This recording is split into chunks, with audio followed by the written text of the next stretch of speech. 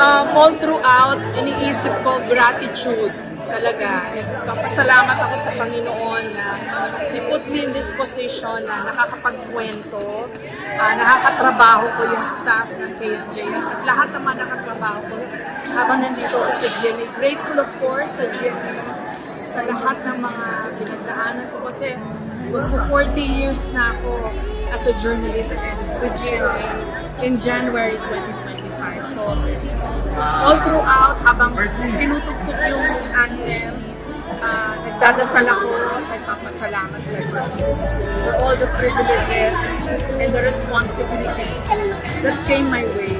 Dahil nandito ako sa GMA for my work as a journalist. Yun, nagpapasalamat ako. Thank you po sa lahat. Sa inyo rin po na patuloy na tumatangkilik sa akin at sa aking mga programa. Salamat po na mga programa natin. Thank you.